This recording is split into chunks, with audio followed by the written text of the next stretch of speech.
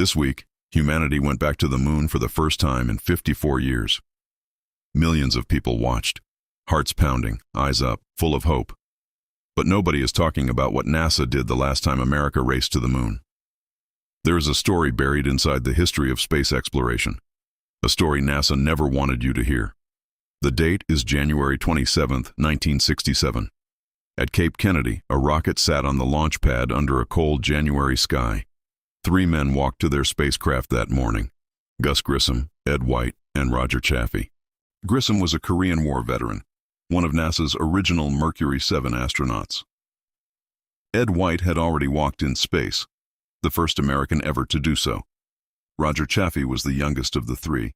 This was meant to be his first space flight. They squeezed inside the small command module, packed with switches, dials, and miles of wiring. The outer hatch was sealed from the outside. It could only be opened in 90 seconds, with tools. This was just a routine ground test. No fuel in the rocket, no real danger expected. But deep inside the capsule walls, something was wrong, and NASA already knew it. Internal records would later reveal over 20,000 documented engineering defects inside that capsule. Engineers had sent urgent memos to management, begging them to stop the test. Those memos were ignored. The schedule had to be kept. The Soviet Union was already ahead in the space race. The Soviets had already put the first man in space. America could not afford to fall further behind. At 6:31 p.m., the test resumed after hours of small problems and communication issues. Somewhere beneath the astronaut's feet, a spark jumped across a damaged wire. In a capsule filled with pure oxygen, that tiny spark became a fire in less than a second. The fire spread with terrifying speed. The pure oxygen environment turned the capsule into an inferno. At 6:31:04 p.m., a voice crackled through the radio. "Fire! I smell fire!" Controllers froze. The words hit the room like electricity. Outside, technicians ran toward the capsule, but the hatch was designed to open inward. Under the intense pressure of the fire, opening that hatch was physically impossible. Technicians tried for 5 agonizing minutes to reach the men inside. The heat drove rescuers back, their own hands scorching on the metal. Grissom, White, and Chaffee were trapped alive for 17 seconds as temperatures inside reached 1,000 degrees Celsius. Then, silence. All 3 men were gone. Someone had to call their families. Betty Grissom learned her husband was dead from a NASA representative at her door. The next morning, the world woke up to the news. A nation that had believed in NASA now asked, how did this happen? Congress launched an investigation, and what investigators found was deeply disturbing. The investigation uncovered over 20,000 engineering defects in the Apollo 1 capsule. The wiring beneath the crew floor had been flagged as hazardous before the test ever began. Engineer after engineer testified that they had raised safety concerns and been pressured to stay quiet.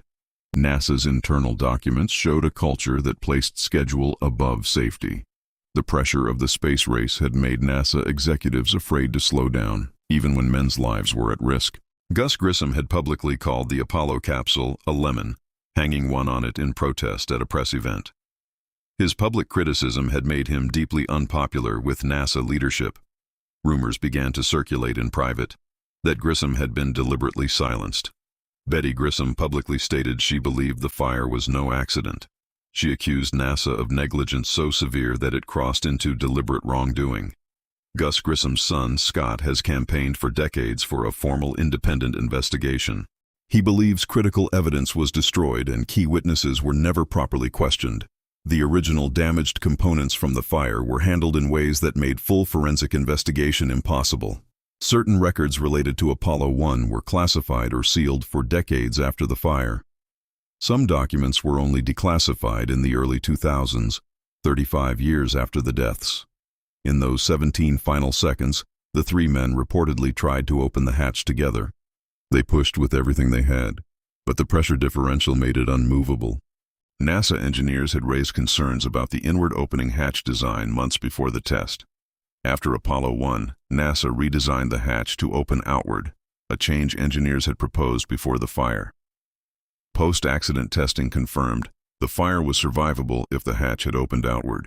Gus Grissom had told his wife, "If there's ever a serious accident in the program, it's going to be me. Betty Grissom never forgave NASA and never stopped asking questions. Grissom and Chaffee were buried at Arlington National Cemetery, heroes who deserved better. Gus Grissom, fighter pilot, astronaut, and one of America's bravest men, was only 40 years old. Ed White, the man who danced among the stars, was 36 years old. Roger Chaffee, who dreamed his whole life of going to space, was only 31 years old. NASA Administrator James Webb publicly accepted responsibility, but internally, the blame game was brutal. Contractor North American Aviation, who built the capsule, was blamed, but NASA had approved every component.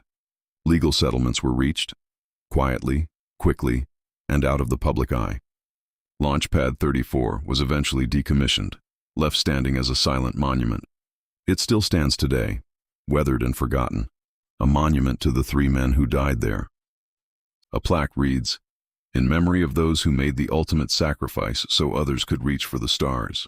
Today, tourists walk past Apollo 1 exhibits and read polished plaques, but the real story is harder to find. The deeper you dig into Apollo 1, the more uncomfortable questions you find. Some internal communications were ordered to be verbal only, leaving no paper trail.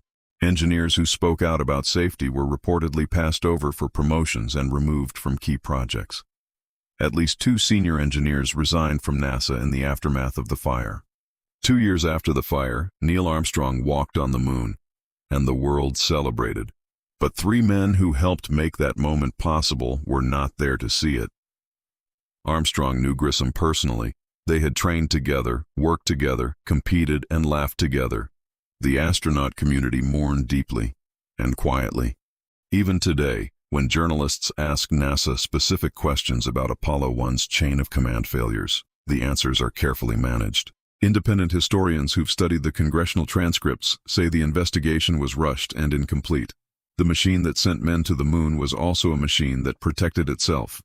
Gus Grissom was a father, a husband, a man with 2 boys at home who needed their dad. His son Scott was only 12 years old when his father died in that capsule. Scott Grissom has never stopped fighting for the truth about what happened to his father. "There are still questions that have never been answered," he said in a recent interview. Now, 57 years later, America is going back to the moon with the Artemis program. The Artemis II crew returned safely this week, and the world celebrated again. 2 crews, 2 eras, one question that connects them across 57 years.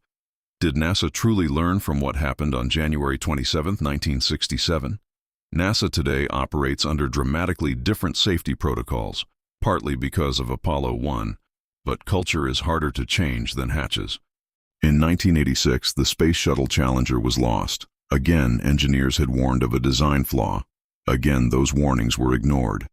In 2003, Columbia broke apart, and once again, the root cause was a culture that feared bad news. 3 disasters, 3 investigations, 3 times when engineers knew and were not fully heard. Grissom, White, Chaffee, 3 flames that burned too briefly.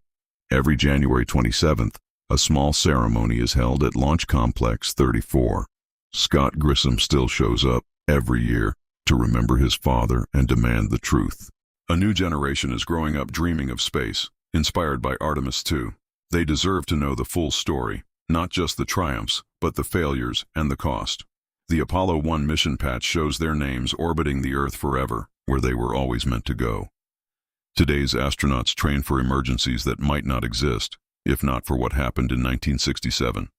Progress does not come from hiding mistakes. It comes from confronting them fully and without fear. The moon doesn't care about politics or schedules or cover-ups. Every footprint on the moon carries the weight of everyone who died to put it there. Space exploration is the highest expression of human courage and imagination. Gus Grissom knew the risks, and he stepped inside that capsule anyway. Ed White floated free in the void of space and said it was the saddest moment of his life when they told him to come back in. Roger Chaffee just wanted to reach the stars. One time. They never made it to space together, but perhaps in some sense they are already there. The truth is always available, if you are willing to look for it. Journalists and historians continue to investigate aspects of Apollo 1 that were never fully explained. The people at NASA today are not the same people who made those decisions in 1967.